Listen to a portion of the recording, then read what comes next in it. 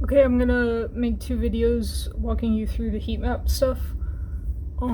First you're gonna get a list from me of all the genes, the gene names on the left side, and then all of the values in here, and yours will not be color coded, and then all of the subject names on the top.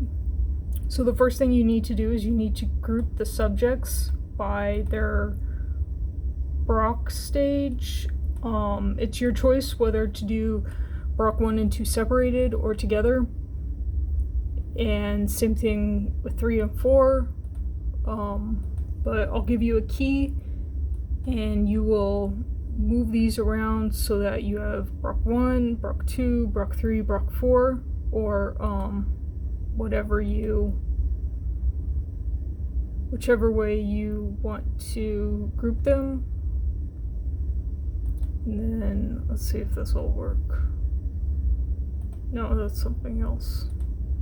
Okay, so for now I'm just going to group them as they are. Let me pull up the email. Okay, so make a column next to each grouping. You will have to group the subjects and then make an average for each group. So what we're going to do is, once we have them grouped, let's say you're going to insert a column next to each group. Make sure you don't sort. Just keep the gene names here and don't do anything but make an extra column. And then label that column, if this is BR1 and 2, then BR1 and 2 average. And then you're going to do, in Excel, it's equal average, AVERAGE, parentheses, and then you select the cells you want, like this. Hopefully this shows up on video. Okay, you select the cells you want, and you're gonna select, maybe I can make this bigger. Oh no, wait. You're going to select for that row, because that is now the average for that gene. So you type in average, and then you select the cells in that row, then you put enter. Go ahead and take the formatting off of this, because yours probably won't be formatted.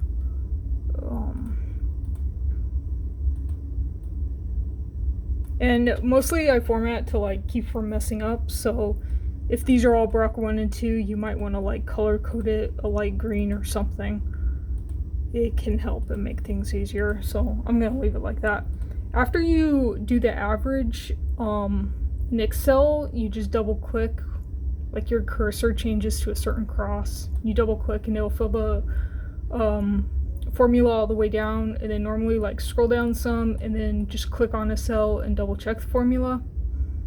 Especially here, these are all identical, which I actually know why that is, but it looks suspicious, so you want to double check the formula. And in Excel, it highlights whatever it's averaging or whatever cells are being referenced. So this is highlighting the right stuff, so we leave it. So now we have our average column, and you're going to do that for each group. So let me zoom out a little bit. So this is our next one, and say, just keep things straight. We label these, we color code them pink. We're going to do the same thing with the average. So this is BR3, average, and then equals AVERAGE, open parenthesis. We're going to select all of the cells for that gene in that group, close parenthesis, enter, then that gives us our average.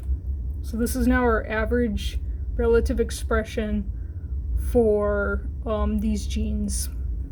Sorry, these subjects for this gene. That was a big mess up. Okay, and then this is Brock 4, and let's say we color coded it orange. We do BR4, same thing, or BR4 average. And the average formula in Excel and possibly in Google Sheets is the mean average. So average, we select the cells we want, make sure we have them all, which we do. And then we autofill, or you can drag the formula down and it'll automatically reference what it should be referencing. I just messed up something.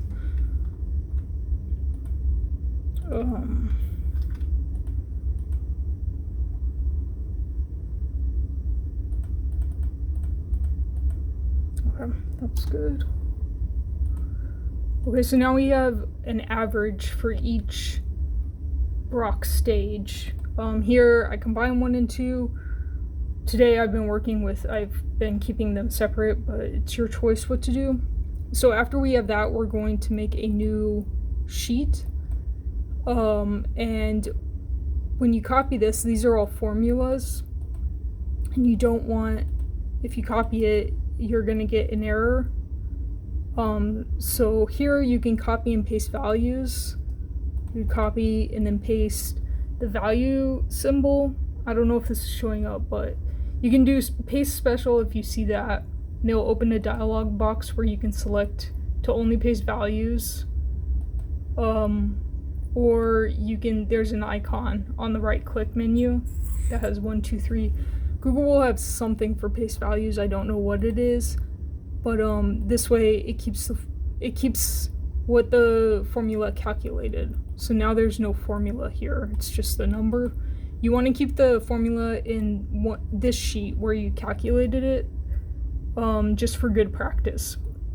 If you are doing something in the future and you mess up, you can go back and check, like, wait, did I have the right formula? I've had to do this with studies that were like 10 to 12 years old. Someone was publishing a follow-up, and then I got like panicky, like, wait, did I calculate that right at the time? And I was able to go in and look in my sheets and see what formulas I used. Spoiler alert, I did it correctly. I did have like a mini heart attack. Oh, I just did something. Oh, dang it. Okay, so, oops. Yep, I just messed up. Okay, so we're gonna copy each of these to a new spreadsheet using the paste values. That's what it's called. It'll be called something similar in Google Sheets. Try and figure it out for yourself, and if you get really stuck, I'll find it. So now we have, let me make this bigger. We have BR1 and 2, BR3 and BR4, and these are the group averages for each Brock stage. So we've collapsed all of the subject information into each group. That's the first step. The next step is take those averages into a new sheet. Okay, we just did that. Number 3, make a column that has the mean average of these numbers. So we will do equals average, the same value. Oh yeah, shoot, I forgot to do something. Equals average across here. I forgot to import the gene names. So you want to do that first, because otherwise you don't know what those averages go with. So when you're doing it, copy the G names first and then do the averages in a column next to each. This one is going to be, I'm going to label it mean. And that's the average of these 3, of all of the Brock stages. Then you're going to autofill that going down. The next one, you do the same thing, but this one is going to be for standard deviation. And the formula might be the same, equal STDEV, parenthesis, and then you're going to do these 3 averages. So make sure you keep the mean out of it, and it'll automatically calculate what the standard deviation is. And then we're going to do the first part of the formula, which is x minus mu, or our group. So now we're going to make 3 columns. I'm going to go ahead and color code these because I don't like messing up. It also makes my sheets look cool. I mean, let's be real. So now we're going to make a column for each of these, and it's going to be x minus u. Let me see, I'm going to copy this. And then I'm going to change average to x minus mu. That's pretty much how I never label stuff, but for the purpose of this video, we'll do that. Control copy, Control V, Okay, so now we have our 3 new columns, 1 for each group, and then we're going to do equals, let's see, x, so this one minus the mean minus this one. And then we'll autofill those. And we will do the same for here, equals x minus mean. So with each of these calculations, we're actually doing a calculation for each gene, right? It's all in one spreadsheet, but each gene is being treated separately. So when you're dealing with the mean and standard deviation, it's just for that gene. So x minus the mean. Okay, so now these are our z-scores, and this basically makes genes comparable across each other. So, like these are already normalized, so you can make a heat map with these numbers. It would be interesting to see. Notice that where we have negative numbers, it's preserved only for some in the z-score, or wait, I'm not done with the z-score yet. It's going to be.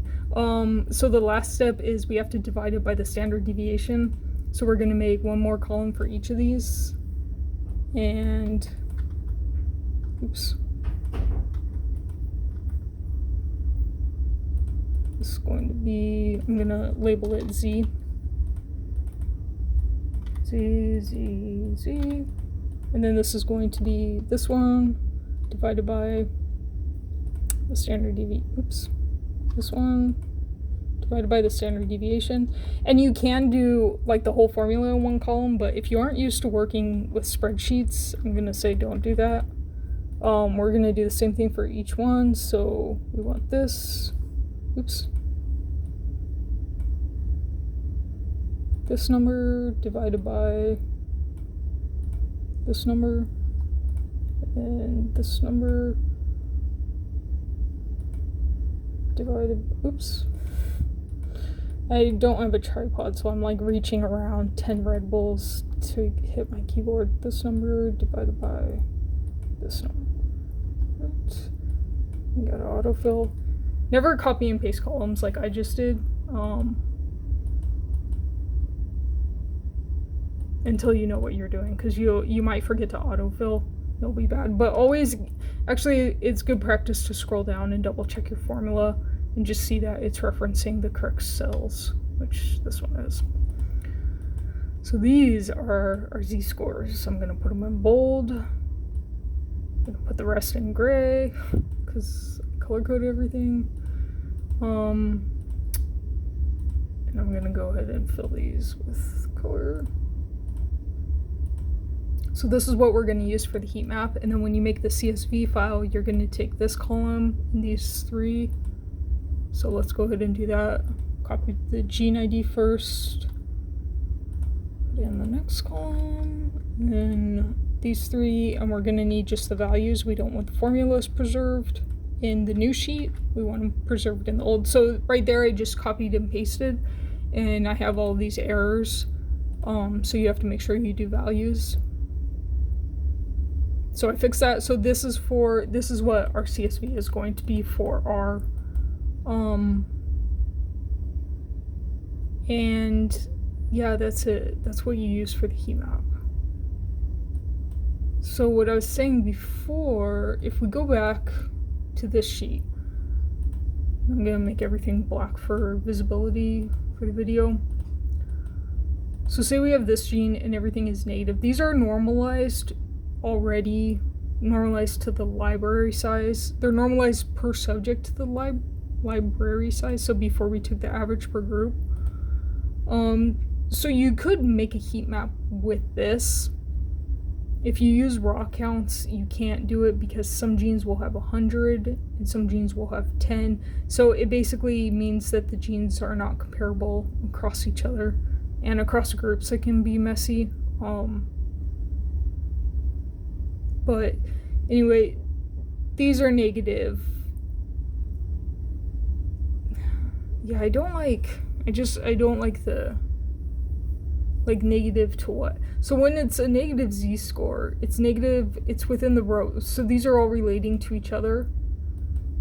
So this is down-regulated compared to BR3 and BR4. It makes sense. This stuff, it's a log 2 counts per million. It's like over-normalized for my taste. But I don't want to work with raw counts values. So basically the negative here means something. This negative is something in relation to the entire system, which isn't what we want for necessarily for the heat map, because we just want to look within one gene across groups.